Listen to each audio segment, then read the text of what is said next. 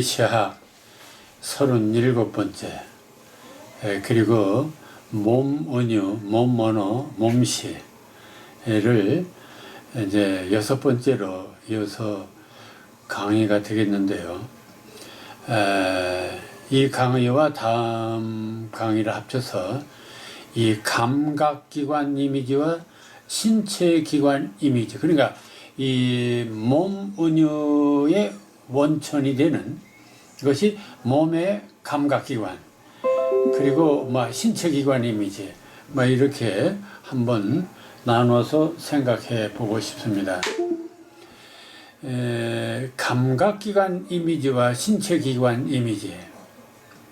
아까 강의에서 몸은 세상을 경험하는 최초의 매개물이면서도 또 몸 자체가 우리의 경험 대상이 됩니다.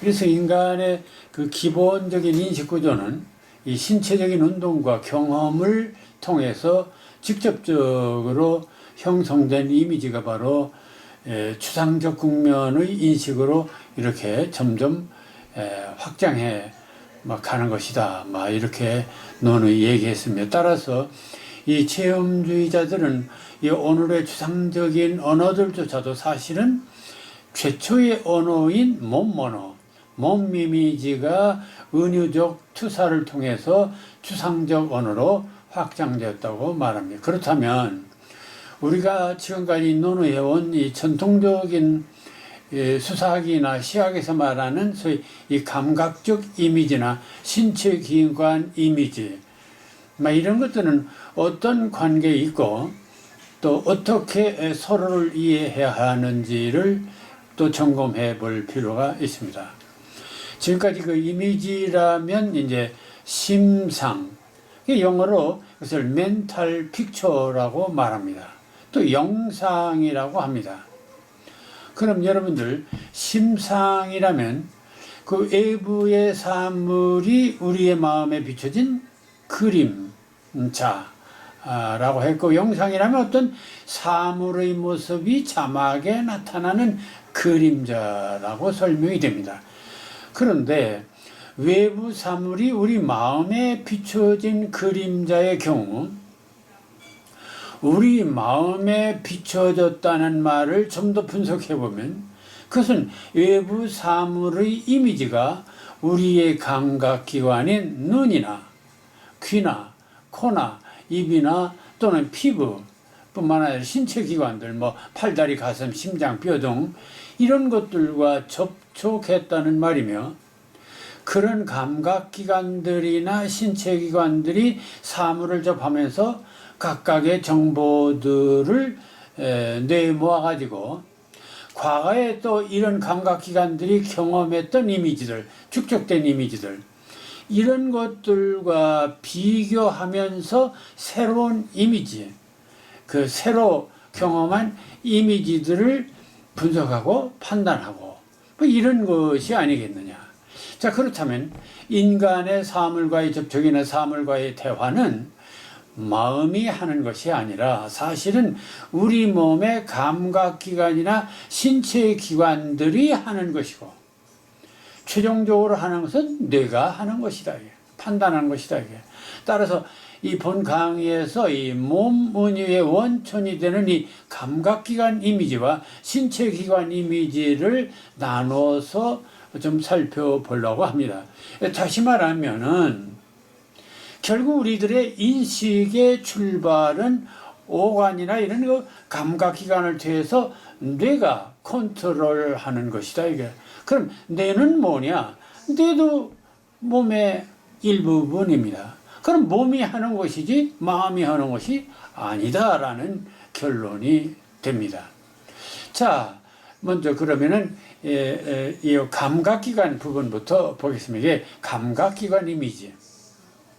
먼저 이 감각기관 이미지 또는 감각적 이미지는 우리의 이 신체 구조상 외부의 사물에 대해서 직감적인 반응을 일으키고 있는 감각기관, 즉 코나 또는 눈이나 귀나 이런 입이나 피부나 이런 것들. 그래서 이것이 시각, 청각, 후각, 미각, 촉각 등 소위 오감을 통해서 느껴지고 인식되는 이미지들을 우리는 감각기관 이미지라 이렇게 말하죠.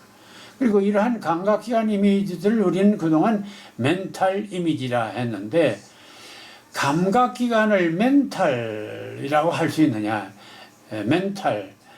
멘탈은 정신적인 이미지인데, 또는 심상, 마음의 상이라고 했는데, 이게 마음이냐? 그러면은, 예서 눈, 코, 귀가 이게 마음이냐? 자, 그러니까, 이러한 감각적 이미지들을 우리는 그동안 멘탈 이미지 또는 심상이라고 해서 이를 직역하면 마음 또는 정신에 나타난 그림자가 되어야 합니다. 그 다음에 이 마음은 머리에 있는 겁니까? 가슴에 있는 것입니까? 감각적 이미지라면 어느 정도 이해가 되는데, 멘탈 이미지니 뭐 심상이냐 하면 뭔가 개념의 혼란을 느낄 수가 밖에 없습니다. 따라서 이 감각기관 이미지의 경우도 분석해 보면 오감의 직감적 그런 그 감각 이미지가 있고, 또 그것을 비유적으로 표현하는 그런 두 가지로 또 나눠질 수가 있습니다. 자, 오감, 다섯 그 감각기관을 통해서 느끼는 직감적인 것 중에 대표적인 것이 눈을 통해서 하는 시각 이미지입니다. 그럼 시각 이미지 봅시다. 눈을 통해서 인식하는 사물의 이미지인데, 시각적 인식이란 1차적으로 사물의 빛이 눈의 망막에 투영되고, 투영된 이미지는 시신경을 거쳐서 대뇌로 전달되고, 여기서 모양, 색, 운동 또는 사물의 특징들을 판단하는 직접적인 이미지. 예를 들어서 꽃을 보고 색깔이 노랗다. 그거 직접 보고 느낀 겁니다. 시각적으로. 그럼 청각 이미지는 소리가 귓가에 모여서 그것이 고막을 거치고 또 달팽이관을 거치고 또 이것이 청신경을 거치고 마지막에는 결국 대뇌에 전달되고, 거기서 소리로 인식하는 것 아닙니까? 시냇물이 절절절 흐른다. 이 절절절 같은 것은 직감적으로 경험한 청각적 이미지죠. 그럼 후각 이미지는 결국 또 코를 통해서 후각신경을 거쳐서 마침내 대뇌에서 결정하는, 이것은 매화 향기다, 이것은 국화 향기다, 뭐 이런 것들 후각적이죠. 또 미각은 혀를 통해서, 그리고 입이 쓰다, 뭐 예를 들어서 촉각 이미지 하면 뭐 예를 들어서 물이 뜨겁다, 또는 물이 차다. 그래서 피부에 닿아서 느끼는 건데, 결국 결론은 접촉은 이렇게 각각 기관에서 하지만은 최종적으로서는 뇌에서 판단하는 것이 됩니다. 그런데 어쨌든 이런 이들 감각은 모두 몸의 감각 기관들이 인식하는 직감적인 그런 이미지들이라고 볼 수가 있습니다. 그런데 이런 직감적인 이미지가 다시 좀 비유적으로, 다시 한번 은유적으로 전환하는 모습을 보게 됩니다. 예컨대 꽃이 노랗다. 이거 직감적인 그런 그 시각 이미지입니다. 근데 꽃이 노랑나비 같다. 뭐 이러면은 꽃을 노랑나비, 그 노랑 색깔의 나비와 비유를 한 것이죠. 자, 꽃은 한 마리 노랑나비다. 이것도 마찬가지입니다. 그러니까 이런 것들은 비유적으로 표현했다. 시각적인 것이지만 직감적인 시각이 아니라 그 시각을 비유적으로 드러냈다. 비교해서.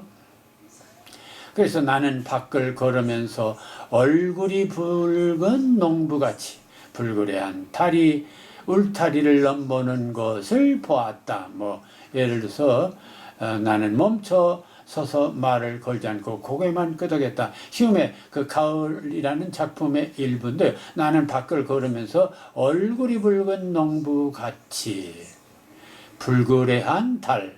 그러니까 이제 달을 보고서 그 얼굴이 붉은 농부라고 하는 것으로 붉은색을 농부와 곁들여서 비교해서 붉은 얼굴의 농부를 비교해서 이렇게 확장한 것이죠. 그런 달을 표현하고 있습니다. 그러니까 이것은 비유적인 시각 이미지다 이렇게 볼 수가 있죠. 또 청각 이미지에서도 예를 들어서 하얀 입김 절로 가슴에 매여 마음 허공에 등불을 켜고 내 홀로 방 깊어 뜰에 내리면 먼 곳에 여인의 옷 벗는 소리 뭐 이렇게 있습니다. 먼 곳에 여인의 옷 벗는 소리 뭐 이게 김광진이 설야에서 오는 작품인데 옷 벗는 소리 뭐 이런 게 이제 청각적인데 직접적인 건 아니죠. 다만 그것을 한번 추리해서 보여준 것입니다. 자, 그럼 이제 예를 들어서 청각 이미지에서 우면산 가랑이에서 떡갈나무 등골에서 삐오시 삘리리 삐오시 삘리리 박나연의 서울매미에 있는 이 삐오시 삘리리 정말 그 매미가 그렇게 우나요? 좀 비슷하기는 하지만은 이것은 뭔가 그 직감적인 것에서 좀 변형된 것이라고 볼 수 있습니다. 자, 후각 이미지에서 산 너머 남천에 누가 살게 해마다 봄바람이 남으러 오네. 아, 꽃피는 4월이면 진달래 향기 같은 그런 냄새 또는 밀리는 5월이면 보리 냄새 보리 냄새를 연상한 것이죠. 이 김동완의 산 너머 남천에는 누가 살길래의 작품입니다. 그럼 미각 이미지에서 세월이여 소금보다 짜다는 인생을 안주하여 소금보다 짜다는 뭐 인생을 안주하여 뭐 이런 것도 있습니다. 이것도 일종의 그 미각을 소금 맛으로 이렇게 비유한 그런 미각이라고 볼 수 있습니다. 그러면 이제 촉각도 있습니다. 나는 한 마리 어린 짐승, 젊은 아버지의 서늘한 옷자락에 뭐 이런 게 있습니다. 서늘한 옷자락에 김종길의 성탄제에서 나오는 말인데 그 옷자락이 서늘하다, 서늘한 옷자락 뭐 이렇게 해서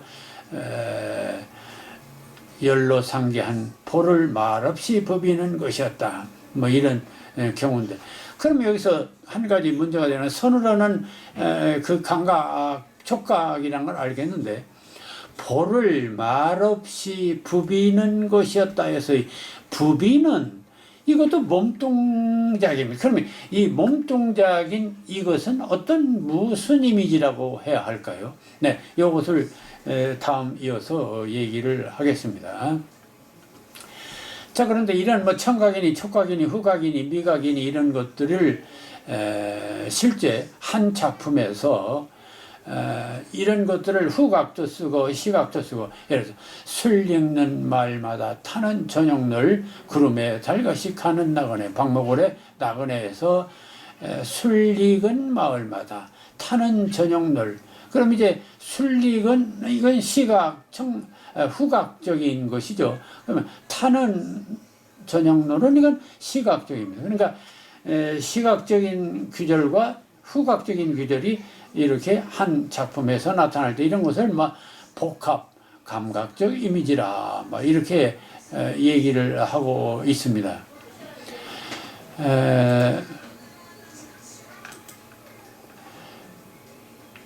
예를 들어서 그럼 마른 논에 우쭐우쭐 아직 찬 봄물 들어가는 소리 마른 물에 우쭐우쭐 뭐 이건 뭐 시각적이겠죠. 아직 찬 봄물 하니까 이거 촉각입니다.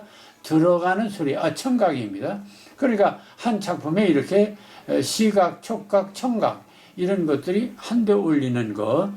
뜨거워라 시린논이 진저리 치며 제 은빛 등 뭐해서 여기 보면 또 시각, 촉각 뭐 시각 이런 것들이 곁들여 있습니다. 이런 것도 일종의 뭐 복합 이미지다 이렇게 봐야겠습니다. 근데 이 복합 이미지와 달리 공감각적 이미지란 말을 또 쓰기도 합니다. 공감각 이미지. 그건 뭐냐면은,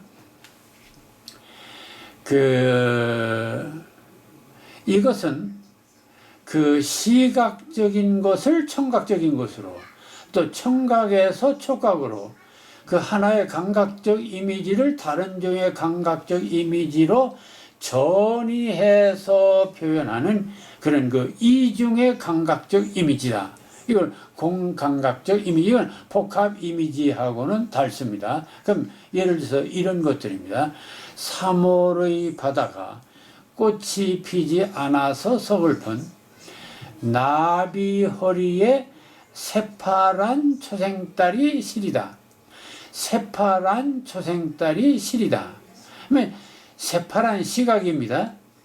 그 새파란 초생딸이 시리다 하면 초생딸인데 초생딸이 새파란 초생딸이 시리다. 같이 초생딸을 새파란과 시리다가 같이 이렇게 그 시각적인 것과 이 촉각적인 것들이 같이 이렇게 곁들여 있는 이런 것을 말합니다. 그러니까 새파란 초생딸이 시리다. 그럼 이제 예를 들어서 또 이런 겁니다. 날카로운 고탁 같은 언덕 위에 솟아있는 퇴색한 성계당의 지붕에선 분수처럼 흩어지는 푸른 종소리. 여기서 이 분수처럼 흩어지는 이것은 시각적인데요. 푸른 종소리, 푸른이란 시각인데 종소리는 청각입니다. 그러니까 이렇게 시각과 청각이 같이 어울려서 청각적인 것을 시각적인 것으로 바꾸는 이런 것들입니다. 푸른 종소리. 자, 이런 것들을 곰감각이다. 이렇게 얘기를 하고 있습니다. 나는 향기로운 말소리에 귀먹고 꽃다운님의 얼굴에 눈물었습니다. 여기서 향기로운 말소리도 향기로운은 후각이고 말소리는 청각이죠. 그래 향기로운 말소리. 그래서 이 청각의 후각화, 청각을 후각으로 이렇게 해버렸습니다. 그래서 이런 것들을 공감각이다. 이렇게 얘기죠. 하늘빛이 해와 하늘빛이 문둥이는 서러워 보리밭에 달 뜨면 애기 하나 먹고 꽃처럼 붉은 울음을 밤새 울었다 해서 꽃처럼 붉은 울음. 이런 것도 마찬가지. 꽃처럼 붉은 울음. 꽃처럼 붉은은 시각입니다. 근데 울음은 또 청각입니다. 그러니까 시각과 청각이 곁들여서 청각의 시각화, 이걸 시도한 것이죠. 청각을 시각적으로 했습니다. 이런 것들이 하나의 공감각이다. 이렇게 얘기를 할 수가 있습니다.